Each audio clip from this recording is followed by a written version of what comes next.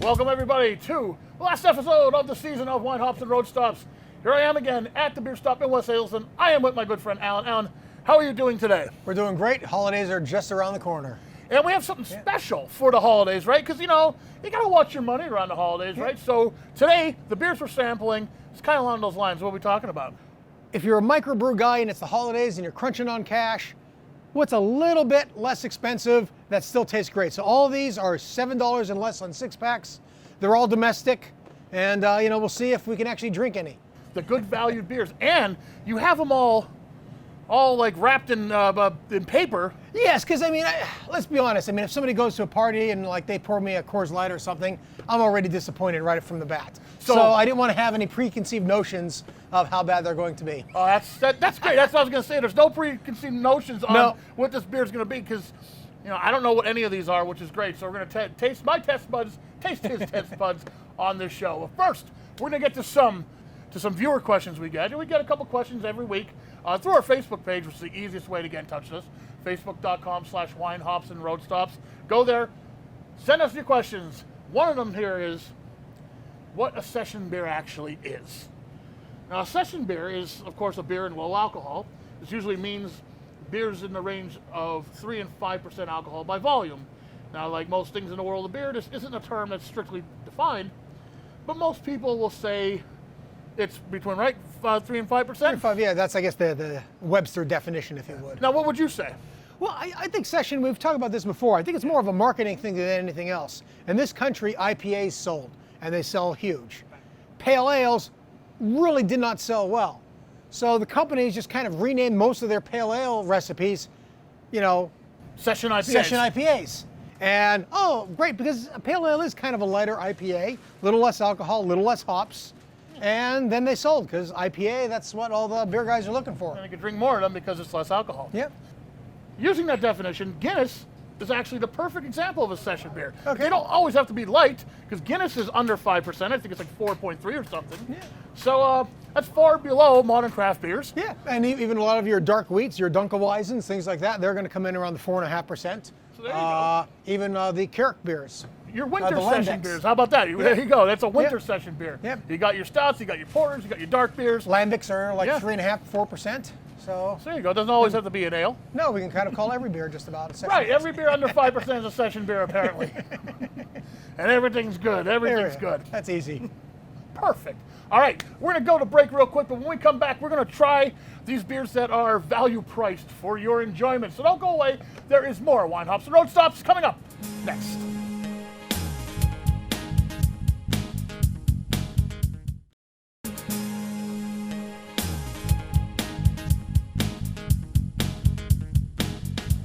Welcome back to Wine Hops and Road Stops.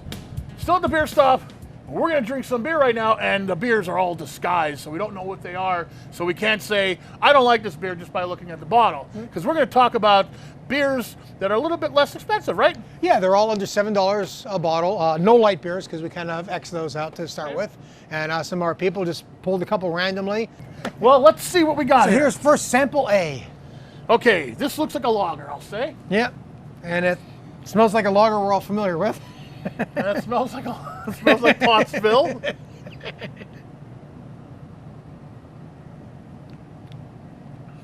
Yes. Yeah, that has I to believe be. that is Yingling Lager. I would say yes. Look at that, there it is. There Straight it from is. Pottsville to you. Good old Yingling Lager. Okay, all joking aside, it is a great lager. It's a great, It's really an amber. Ambers in America don't sell, and that's why they called it lager, because lager was able to, they thought it would be able to get as a marketing standpoint. Okay. So it is an amber, so it is, which makes it heavier than a lager, which is why you get the amber color as well. okay, next up, we Sample have B. something that smells not like lager. I don't know what it is. No, but it's trying to be like something else. It's not bad though. No. I don't know if I drink a lot of it though. It's just kind of, there's a little sweetness to it. Yeah. So what is it?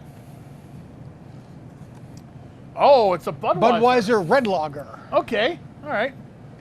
Every time we talk about the domestics, we always think Bud Light, Miller Lite, Coors Light, and we think water. Right. So at least it's not water. Right. So Yeah. this is a newer Budweiser product, I'm assuming. Yes. Yeah, they came out with that for the moon landing, I think. Okay. What, 69? Yeah. No. We still haven't been on the moon. Oh, don't start with that. That's a whole other show. We could talk about that. Okay, next up we have something that's a lot lighter. Yeah, and it tastes a lot lighter. Yeah. This, I would have to say, is water. I mean, I'd boil sausages in it. I'm going to go with, this is a Miller product. Okay. I can't even. There's not much to it. No, it's going to be a light Pilsner Miller Lite or or something? a light amber or something. Nope, or- MGD. Blue General Draft. There we All go. right. Hello. My favorite drink when I was younger. How young? Pretty young. I'll just say pretty young. There's a lot of barrels of that out in the woods between Pardeesville and Latimer. A lot of empty beer balls. Beer balls, yeah. Remember the beer balls? Yeah. We're going back to the You 90s. didn't have to return them. Okay, next up. Let's see what this is. Okay, this doesn't really have a smell. A little bit of a weird smell. Yeah. Oh, this tastes completely different than what I thought it was going to be. I wasn't ready for this one. I don't know what No. this is. It's kind of odd. It's almost like a perfumey taste to it. As I say, it wants to be citrus perfumey hop. Yeah, But this is some kind of IPA or pale ale or something. But it's not getting you the bite of a hop. It's getting you, like you said, perfumey. Yeah, it's a little weird. It even smells it like that too. Okay, what is that? Thirsty Miner. Okay. Okay. It's a out of double IPA. Double Wow. IPA, 8.6% alcohol. It doesn't drink like 8.6 though. We've had this on the show before. Okay. I got to go back and see what we actually said about when we knew what it was. Okay. You know, Well, because they have a couple of different Thirsty Miner IPAs. okay, but I'm pretty sure we did that We one. did this one, okay. Pretty sure we've done a lot of beers. Yeah. So I'm not. Some of them stick out in my mind. Some of them don't. Yeah, the perfumey taste kind of. Yeah, like I said, it wants to weird. be an IPA. It says Sorry, it's a double IPA. I thought it was going to be a session IPA. So how big is it? 8.6. It's a big beer. Yeah. And it does not drink 8.6. and it's cheap. It's $7 for a 6-pack. I mean, you you go. can't beat it. Can't go wrong with that. No. Okay, now this guy's dark. Yeah. So we're going like a porter or a stout on this one. Probably back to the Pottsville Porters. Okay.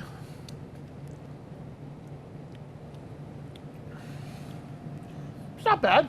No. It's not a lot of. It's not an overbearing beer as far as taste goes. It's a little subdued. Much lighter. Yeah, it's a lot lighter than it Yeah, looks. You yeah. know, as far as the way it drinks. All right, what is it? Black and tan.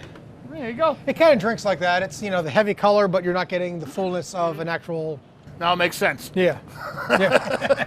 So I was like, okay, it's a porter, it's a stout. What is it? It's a little bit lighter. Yep. That makes total sense now. Yep. And last but not Lastly, least, but not least. okay, this guy. Again, there's none of these have like a tremendous nose to them. No. No. Even the double IPA wasn't Wasn't big. on It had an that. odd scent to it. Odd, yeah. Nope. Coors Extra Gold. Well, it wasn't. Well, Coors Light. when we were younger, for $7 for 15 or 16 beers, that's So all these could be had here at the beer stop for under $7 a 6-pack. Yep. And quite frankly, the only one I would really drink is Yingling Lager. That's the only kind of one I'd be happy with at least. This was actually kind of interesting to me. This Budweiser Or American Red. Discover Reserve American Red Lager Yeah. was kind of interesting because it was a little different than Completely different from what you were expecting from this type of your tasting. normal Budweiser. But yeah, stick with lager. Well, the good part is that this is the last time we'll have to do this, because Why? we'll go back to the good microbrews next time. All right. We'll have to wash it down with some Utopias. Oh, that's a deal. That's a deal. You got that. All right, absolutely. Why not? Hey, listen, there's more Wine Hops and Road stuff coming up after these messages. Don't go away. We'll be right back.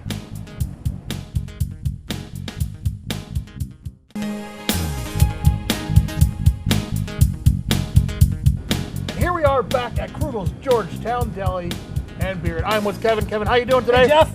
It is the holiday season. Christmas is almost here. So what are we going to talk about today? Well, let's talk about Christmas beers. There is history of these things, and it comes from two different sources at least. Yeah. One being the Vikings. Yeah, cue the immigrant song, right? Tell me about it. Let's go. All right, so I guess the modern spiced Christmas beer would have two fundamental origins. First off would be the origin of basically all of our Christmas traditions would be the Vikings or the Norse mythology, right? It was the Yule season, where we get Yuletide from. The Vikings called it the Yule season. Okay. And that would be from the middle of November to the middle of January. And so as that is the beginnings of our Christmas traditions, if you think you're decorating your house too early in November, just know that you're really right in tradition. Oh, that's good to know. That's good to know. Yeah. So that's where we got our Christmas tree from. That's where we get our lights from. Right. Odin turned into Santa Claus. You know, all that kind of a thing. But it was kind of a harvest festival, and as a harvest festival, the way you celebrate is by putting a ton of ingredients in your beer. So it's always been a drinking holiday, right? Christmas has always been a drinking holiday. I can stand by that. Okay. So in their beers, they would just add a whole lot of extra malts, and it would be malty and toasty, and what we would recognize as a brown ale by today's standards, and also typified by having a lot of extra alcohol in it. The other sort of an area where these Christmas beers come from are the Christmas spices. But you know, where did the Christmas spices come from? Well, now you're going to talk about the Crusades and the whole spice road to India, right? All right, that makes sense. That's where you're going to get your clove, your nutmeg, your cinnamon, and then even a little further east, you're going to get your ginger spices as well. Right. And there's something about nutmeg you said it was put in everything back then. They put nutmeg in a lot. Okay, I did not know that. They added nutmeg to ale to spike it up a little bit. And you could see this like in literature at the time too. They mentioned a lot of nutmeg in the beer. Yeah, the Canterbury Tales, 1390 from Chaucer. He talks about adding nutmeg to spice up his ale.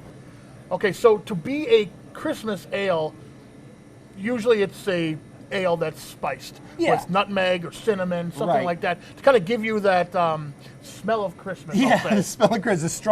The strongest memories are linked to smell, and the strongest, the strongest scents that we employ in our food are right around Christmas. It gives you that the Christmas memories every year. I love the Christmas memories. So let's sample some Christmas beers. What do you think? Let's take a look at them. All right. Okay, we got our first beer in front of us. Yeah. What do we have? Let's start with the classic. Sam Adams White Christmas. Gotta say, it's my wife's favorite holiday beer, right there. It's easy to find. It's one of the most readily available Christmas beers. People are probably more familiar with this one than just about any other Christmas beer out there. Okay, what makes it so special? Well, this is going to be your classic spiced Christmas ale. Okay. Let's give it a try. That's great. But I know what to expect from this. You're gonna get everything that's on the label, exactly what it says it is. It's nothing more, nothing less than a nicely spiced ale. All right, let's try. And it's not an overbearing beer. It's pretty light, actually. It's very light. It's much lighter than I expected. Yeah.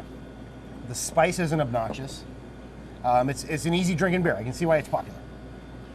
There you go. It almost reminds me of a Belgian. My personal theory about the Belgian yeast is, now I haven't found any history books to corroborate this, but my personal theory is that the spices from the Middle East and Asia and stuff like that were kind of expensive. And I believe that the Belgians developed their strain of yeast almost as a cheaper copy of these more expensive spices, so you can get an easier source of that kind of a flavor. Right, because you're getting the flavors from the yeast, not the actual spices. Yeah. Oh, makes sense to me. Just a personal theory. I think that the timelines add up. If there's a beerologist out there that wants to weigh in, let us know. Yeah. All right, next beer. All right, next beer. Next beer we have Fugly Sweater. I love the name. From Ithaca. From Ithaca, out of New York. Tell me about it. So this one, right on the label, it says brewed with ginger, cloves, nutmeg, and cinnamon. So this is the flavor profile we're looking for. And this is what I think of.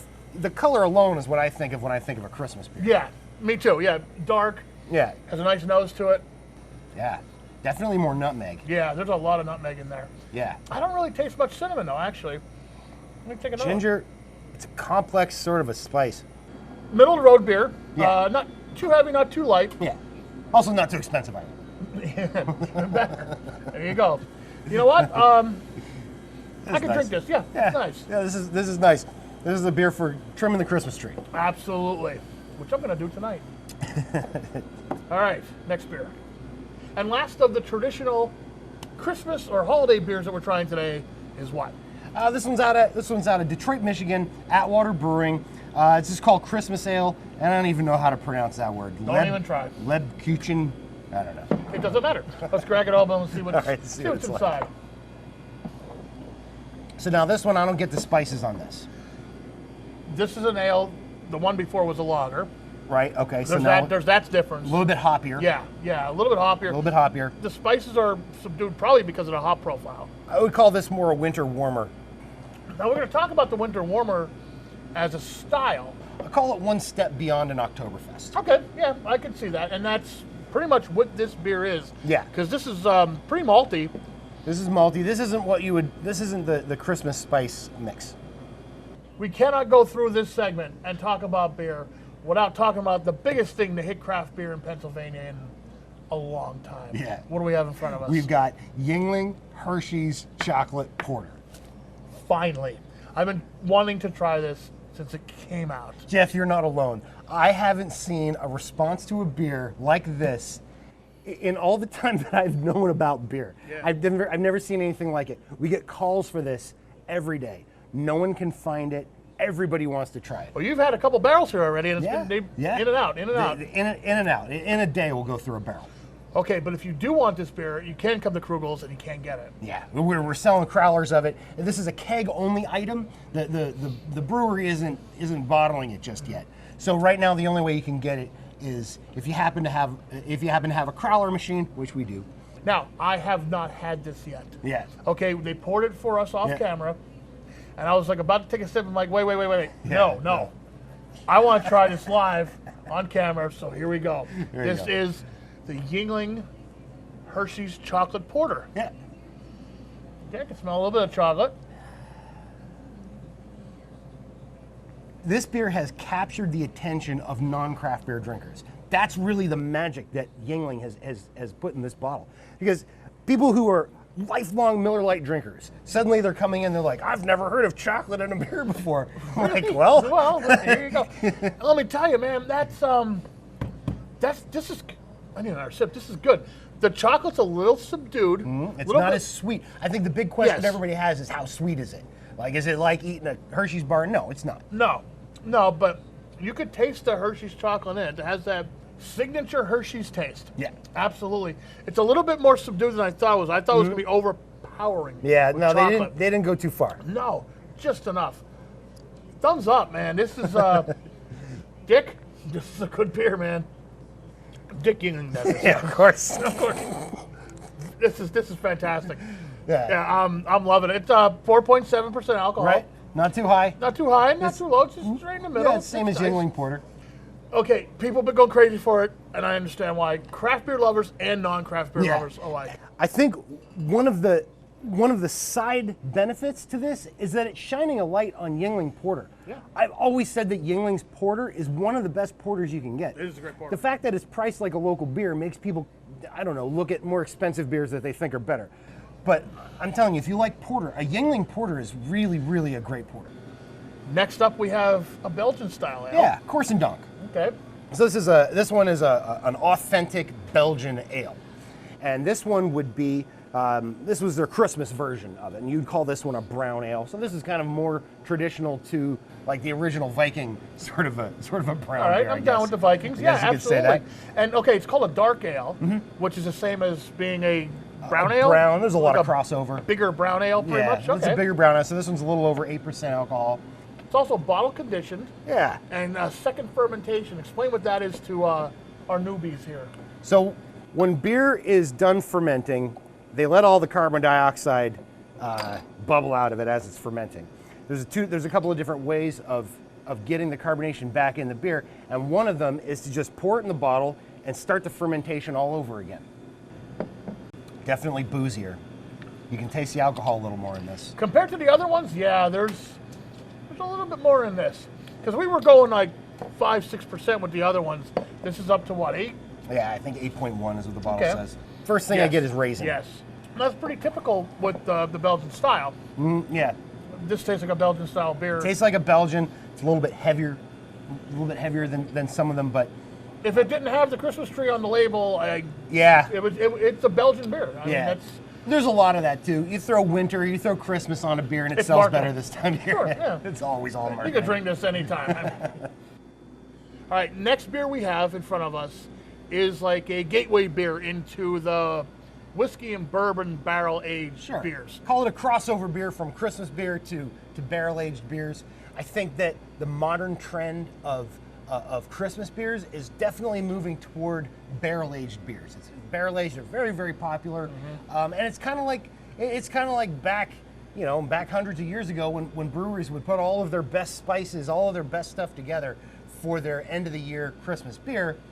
Well, the same kind of thing is happening today. We're putting all of our best beer in our best bourbon barrels, and People are waiting in line. People are knocking on your door, and people are waiting in line for it. Yeah. So what is this one here? So this one is a whiskey barrel aged version of Breckenridge Brewery's very popular Christmas ale.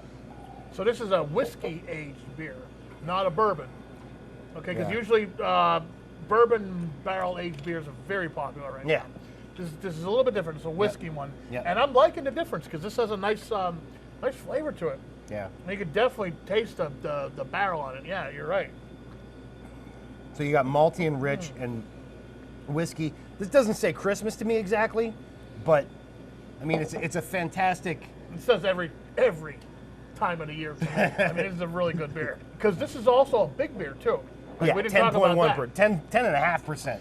This is a big beer. This is not a tiny little beer. This is not the beer like the beers we were doing before, 5-6%, but we've been going up and up and up as we're going along with these beers. And this one's a pretty big beer. So Yeah. watch yourself. It's one and done for me. But this is excellent beer. Yeah, I really like it's, this. It's yeah. really nice. Let's talk more about the bourbon barrel stouts right now. Yeah. Again, popular, very popular. Right. What do you got? What are like, the top things you guys have here?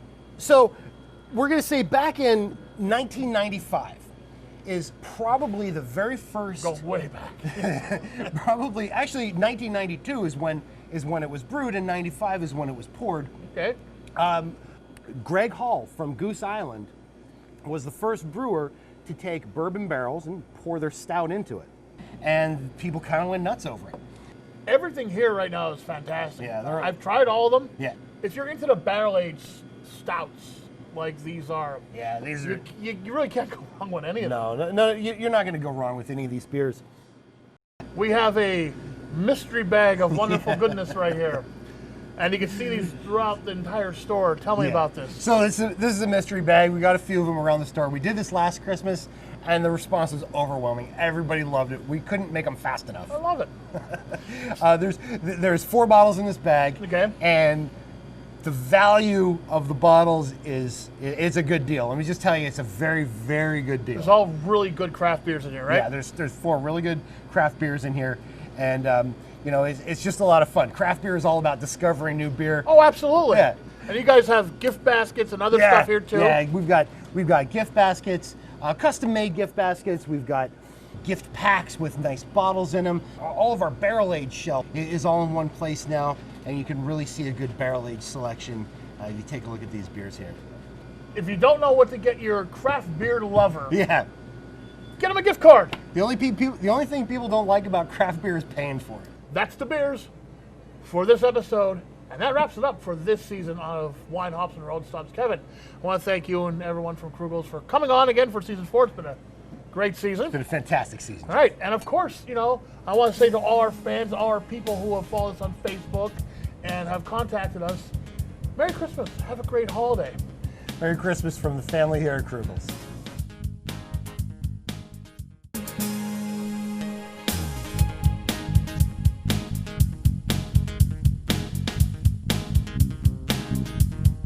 Welcome back to Wine, Hops, and Road Stops. We're almost out of time. We're almost out of time for the season. It's been a great season so far. I want to thank each and every one of you for watching, communicating with us, giving us feedback on the show, because the show doesn't exist without you. Thank you very much. And thanks to the sponsors like Alan. Alan, let's talk a little bit about what you have new here at the Beer Stop for the holiday season. Okay, we have a fun company. I got to read them from a little farther away. It's a Wild Haven Beer Company. It's over here. I basically got them because they actually have a brand of beer called Emergency Drinking Beer. And I just thought, with a company with a great, beer like that, and on the back of it, it just says contains beer. I love that. Under for ingredients. I gotta go look at it over here. Yeah, well, it's a fair, All-purpose blend. Yep. And then they also have watermelon emergency drinking beer. Right here, But here they we also go. have All-purpose IPAs. They have all kinds of stuff. Look at that label. It says all-purpose blend, emergency drinking beer. I mean, come on. Contents, beer. Yeah. I mean, it's just, like a company like that. So we brought about 9 or 10 of their different products in. Cool. I had their Saison, which is their white blackbird. Had that last night. It was fantastic. Good. I was really surprised. So not only is this like, a marketing gimmick here, it actually contains pretty decent beer. I haven't had the emergency drinking beer yet. I haven't run into an emergency yet. So Oh, okay. I'm waiting to save it and go like, oh my God, But quick! the white blackbird over there, that's White by the same Blackbird, company? that was good. That was the same company. Okay. And that was really nice. And I also had their pretzel Marzen beer, which was kind of little had a hint of salt to it. You have a nice selection of your aged beers, your barrel-aged beers. Yeah, barrel-aged beer. So if you have a beer guy that's tried everything, we have stuff that I pretty much guarantee they haven't had. Well, thank you very much for another great season of Wine Hops and Road Stops. Remember, life is too short to have bad beer, so drink a good beer. And we'll see you next time, next season on Wine Hops and Road Stops. All right. That'll do it. I remember when I was drinking Black and Tan, and it was like, oh my God, that's so heavy. Yeah. Amazing how you're tasting. It's like, oh my God, it's such a thick beer. Right. Oh my God. My Who- stomach hurts now. Who would ever drink more than one of these? Right, yeah. Now I was thinking. It's still a good Black and Tan. I mean, it's It's a great